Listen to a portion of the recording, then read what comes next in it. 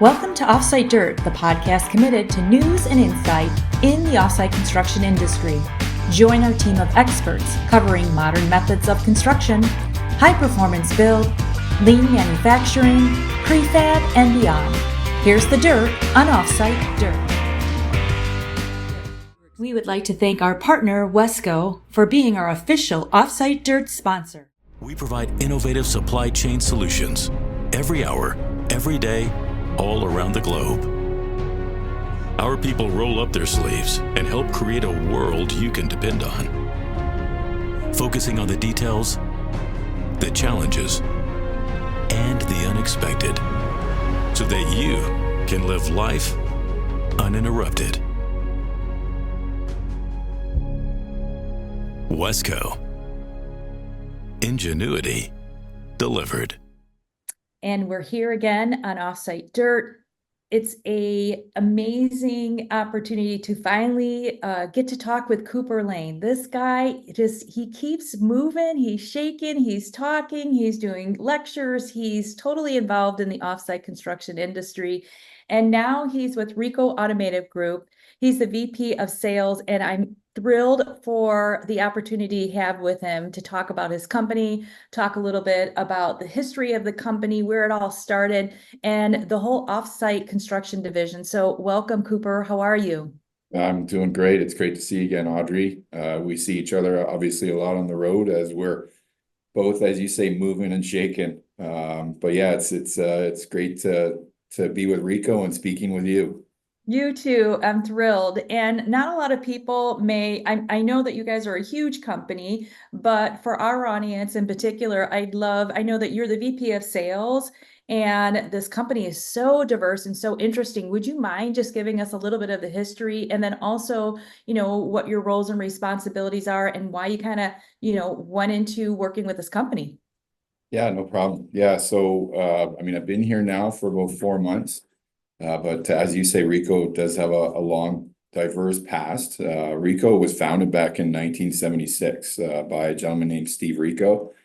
So 2026 will be celebrating 50 years in manufacturing in a bunch of different spaces. Right now, under the Reko International Group, there's Reko Automation, which is where I live and breathe as the VP of Sales. We also have a precision machining, Concord Precision Machining, where they do large scale production machining. The roots of the company are in automotive, in plastic injection mold. Steve Reko, as I was saying, the founder of the company, started to build large scale CNC boring mills, which we still run on our site here, back when he was a mold maker back in 76. And we've now come to be these three companies, the parent company, Reko International Group, Concord Precision, Reko Automation. We are located in Windsor, Ontario. We have 3 facilities, all on the same road. I call it a campus. About 175,000 square feet of build space. We are publicly traded on the Canadian Venture Exchange.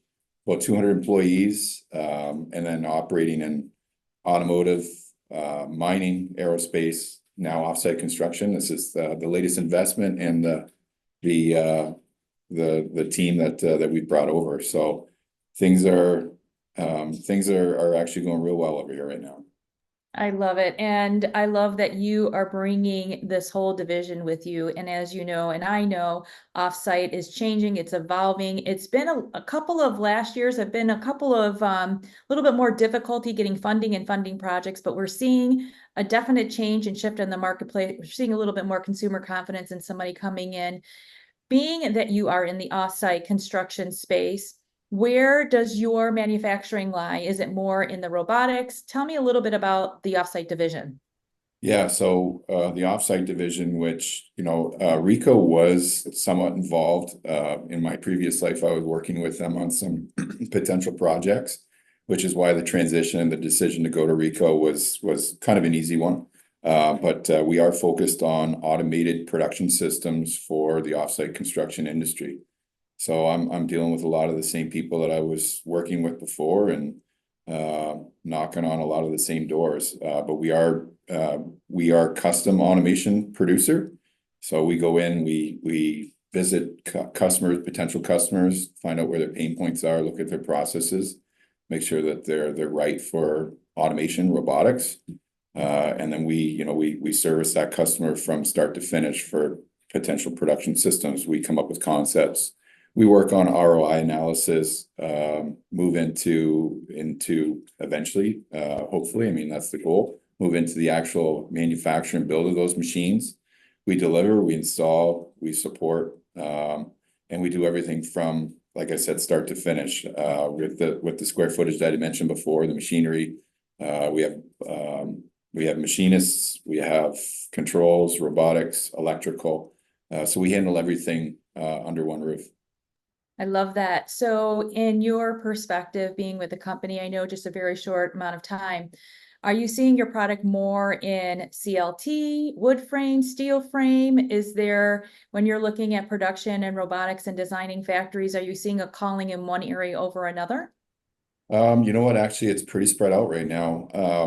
We are currently working on projects in it's not necessarily offsite construction, but infrastructure, and I've kind of lumped them together now too. So infrastructure build where it's power generation, could be power pole, that kind of stuff. Like I said, I've lumped that into, we're calling it here offsite construction and infrastructure, because I think that the infrastructure side of things is very similar to offsite construction in that they're I don't want to say primitive, but their means of manufacturing aren't near what we're used to seeing in automotive, aerospace, these areas that we typically work in. But then on the offsite construction side, to get more specific on your question, we're working still in mass timber, like HDL, dimensional wood. We're doing volumetric, we're doing building components. I think the need is out there across all the different material types and building types, and I'm not too selective. So if somebody wants to talk about automation, I'm typically on their door within a matter of days. I love that. And I think it's super valuable. We are starting to see more expansion in factory and factory development. Are you seeing more of that type? Because it seems like Canada is more progressive with building codes, with building applications, with being more available to, like you were saying, all these different principles. Are you seeing more of the movement for Reko in the US and North America? Are you staying more in Canada? Where are you seeing a lot of your business? We have customers in Canada and the US. I wouldn't say that there's a focus in either area. We are working, actually, I mean, because we are Canadian, we're working with government on the federal and provincial level to try to spur more investment in offsite construction and to bring the housing industry along to try to address the housing crisis that we see here, just like we see in the US. But like I said, I would say right now it's about a 50-50 split between Canadian and US customers. As far as full factory planning goes, I do see, kind of, you touched on it, Audrey, that there's more interest in factory builds here. I think that it's, if you look at the numbers, and I've had conversations with people at the Modular Building Institute about this, we always typically talk about utilization of offsite construction as the proportion of work that gets done offsite as compared to conventional. And that number, I think it wavers between, I've heard, 5-7%. That's a North American number. But if you actually look at the Canadian numbers, and I've talked to Canadian counterparts on this, it's lower than that, much lower than that. So I think I don't think it's a coincidence that we hear from more customers about getting started in this industry, because not many people are doing it. And that number I've heard as low as, 2-3%.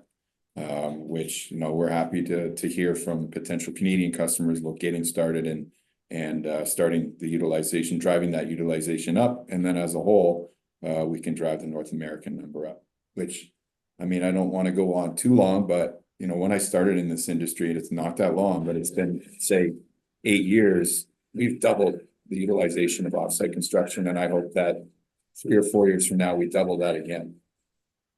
Aha, 8 years ago, that's when I started. How crazy is that? I feel like a baby in the industry, and yet then I also feel like when I'm seeing all of this extensive expansion in the industry, it's incredible how much has changed, right? I Yeah, mean, it's insane when I think yeah. about it.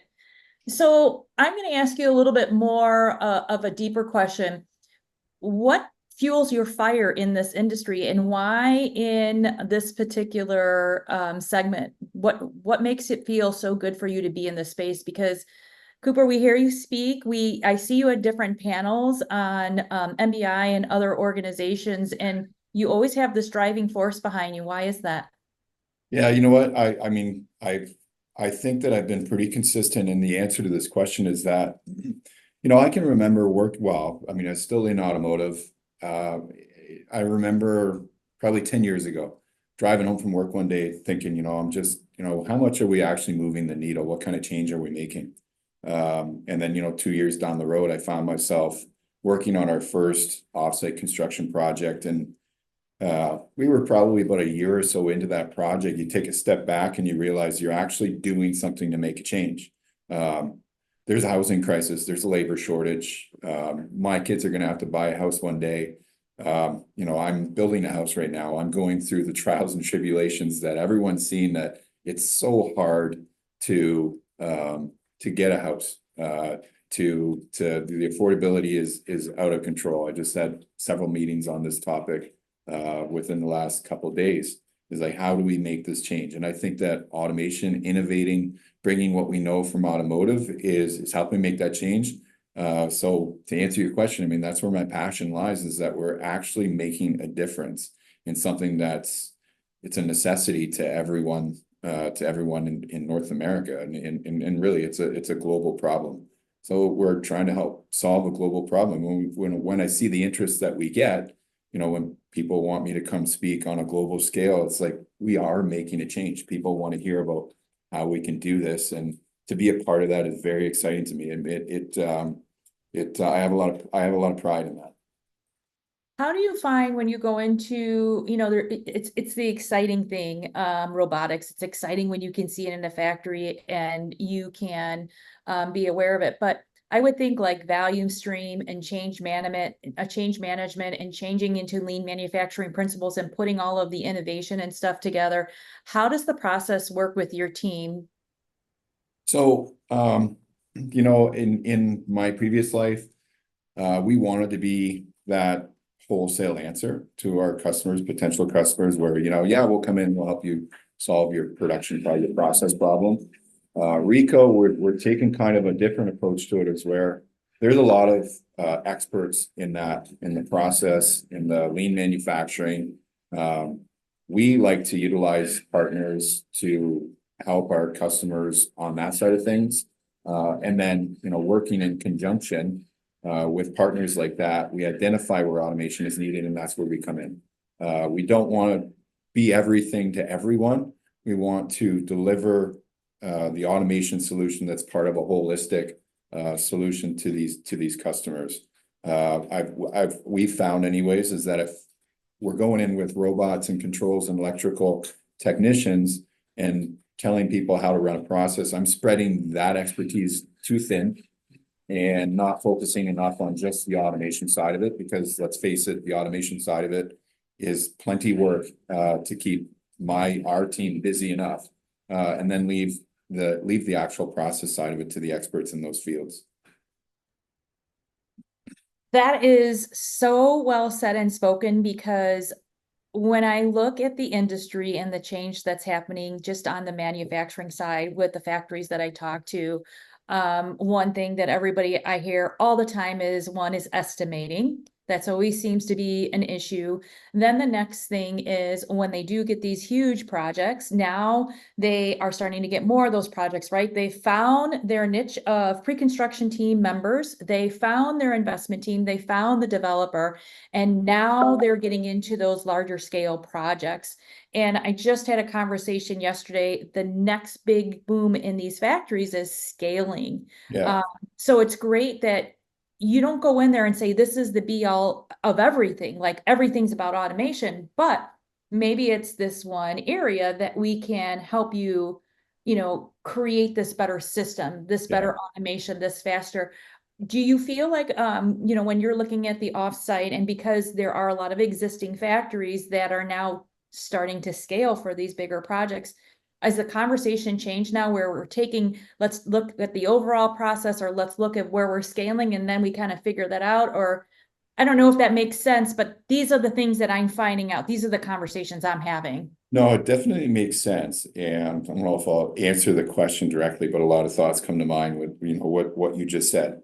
I always, and anytime, and again, to say, like, to be consistent in my message, the processes that are either taking place or that are developing to be able to receive automation need to be there for automation to succeed, which is why we come in with partners or suggest partners to work with our customers before they consider automation potentially. Or if we see that, the processes are in place, we can go through an ROI analysis and we can stand by the numbers. We can give cycle times. We know that we're going to be able to hit cycle times because those processes are in place to be able to support automation. I think that that's key. I think in addition to that, when you are implementing automation, the ROI is it's how I help our customer justify the typically it's a change in how they do things, because it's, again, typically their first piece of automation. But if those processes are in place, we won't be able to hit those numbers. What we need to make sure of when we do go in is that we're not just going in with, say, and this is why I said we're custom automation. We're not just going in with a standard product, presenting something to a customer saying, this is going to cost you this much. You're going to have to sacrifice your design. We don't really care what your process is. They bring that piece of equipment on their floor. They never hit their cycle time. They don't hit their ROI, and they don't foster that change. And that's typically, that piece of automation could be the last piece of automation they buy for quite some time. We don't want those kinds of relationships. We need to find, again, like I was saying before, when we work with our partners, where automation is going to work, make sure that it fits their budget, whether or not they come to us and say, they think they know what they can spend. But if a customer comes to me and says, okay, we have multi-millions of dollars to spend on a piece of equipment here, and I can't justify that, I'm not going to, I don't want to say I'm not going to, I'm going to steer them away from that solution and present something to them that makes more sense, so that they can hit those paybacks, they can justify the purchase. It makes their business run that much better, and it's just that much better for the industry too. The last thing we need is, we don't need any more failures in this space. People investing hundreds of millions of dollars, and it just doesn't look good for us. Oh, so good. So, Reko Automotive Group, they are looking at automating and how it's going to work, a budget, selecting equipment that works, and creating a greater solution with greater communication, innovation, and adaptability. Would you say that kind of corners our conversation? Yeah, 100%. I mean, that's exactly what we're doing here. And when we go as far as, if we have to, we'll run that equipment. But the key for us is making sure that once it's on the floor, it hits the cycle time, it hits the ROI, and it's not one and done. It's a relationship, it's a partnership. I'm looking to become our customer's automation partner, not just the guy that sold the equipment last. Amen. Yeah. That is why we just love Cooper Lane. He is the VP of Sales at Reko Automotive Group.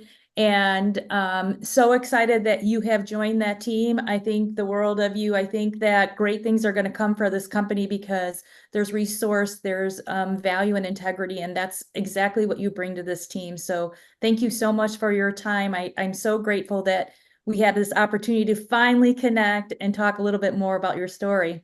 I appreciate that, Audrey. I don't know if you can see on the Zoom, but you're making me blush, so it's probably a good time to end this.